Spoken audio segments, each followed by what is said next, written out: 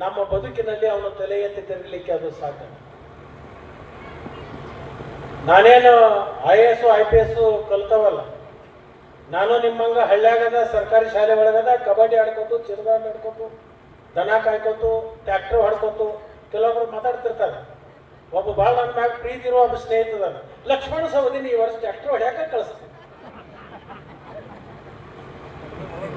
ಅರೆ ನಂದದು ಉದ್ಯೋಗದ ನಂದದ, ನಂದು ಬದುಕದು. ನಾನೊಬ್ಬ ರೈತನ ಹೊಟ್ಟೆಲಿ ಹುಟ್ಟಿದ್ದೇನೆ. ಎತ್ತನು ಹೊಡಿತೀನಿ, ಟ್ರ್ಯಾಕ್ಟರ್ ಹೊಡಿತೀನಿ, ಪ್ರಸಂಗ ಬಂದ್ರೆ ಅನ್ಯಾಯ ಮಾಡ್ಲಿಕ್ಕೆ ಬಂದವನ ಮೆಟ್ಟನು ಹೊಡಿತೀನಿ.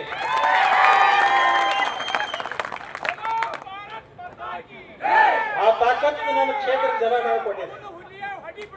ಆ ತಾಕತ್ತು ನನಗೆ ನನ್ನ ಕ್ಷೇತ್ರದ ಜನ ಕೊಟ್ಟಿದ್ದಾರೆ. ನನ್ನ ಕ್ಷೇತ್ರದ ರೈತರ, ನನ್ನ ಕ್ಷೇತ್ರದ ಜನರ ಸ್ವಾಭಿಮಾನಕ್ಕೆ ಧಕ್ಕೆ ಆಗ್ಲಿಕ್ಕೆ ನಾನು ಬಿಡೋದಿಲ್ಲ.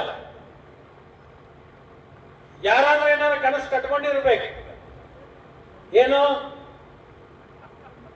ನಮ್ಮ ತಾಲೂಕದಾಗ ಈ ತಾಲೂಕು ಮಾಡೋಣ ಅಂತೇಳಿ ಸಾಧ್ಯ. ಇಲ್ಲಿ ರೈತರ ಅಡ್ಡ ಅಲ್ಲ, ವಿಜ್ಞಾನಿಗಳದಾರ. ಇಲ್ಲಿ ದಿಲ್ಲ್ಯಾಗ ಏನ್ ನಡೀತಿತ್ತು ಅನ್ನೋದು ಇಲ್ಲಿ ಇಲ್ಲಿ ಹೇಳ್ತಾರ. ಅಮೆರಿಕದಾಗ ಏನ್ ನಡೆದೈತೆ ಅನ್ನೋದು ಇಲ್ಲಿ ಹೇಳೋಣ ಬುದ್ಧಿವಂತರು ಚೆನ್ನಾಗಾರ. ಇಲ್ಲಿ ನಡೆಯಂಗಿಲ್ಲ. ಇದು ಶಿವೋಗಿ ನಾಡ್ರಿ, ಇದು ಶಿವೋಗಿ ನಾಡಿದು.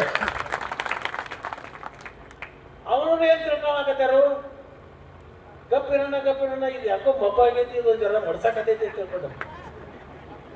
ನನ್ನ ಮಾತಿನಿಂದ ಯಾವುದೇ ಸಮಾಜದ ವ್ಯಕ್ತಿಗಳಿಗೆ ಅದು ತೊಂದರೆ ಆಗಬಾರ್ದು, ಮನುಷ್ಯ ಕಾಶಿ ಆಗಬಾರ್ದು ಅಂತ ನಾನು ಮಾತಾಡಲ್ಲ. ನಾನು ಹಳ್ಳ್ಯಾಗ ಹುಟ್ಟಿದ್ದೀನಿ, ನನಗೇನು ಭಾಷೆ ಗೊತ್ತಿಲ್ಲ. ಮತ್ತೆ ಇವ್ರಾಗ ನಾ ಮಾತಾಡಕ್ ಹಚ್ಚಿನಂದ್ರ ನೀವೇನಂತೀರಿ? ಏನು ಇದು ಆದಂಗ ಹೊಡಿತಲ್ಲ ಹಾಗೆ ಯಾಕ್ರಿಸಿದ್ರಣ್ಣ?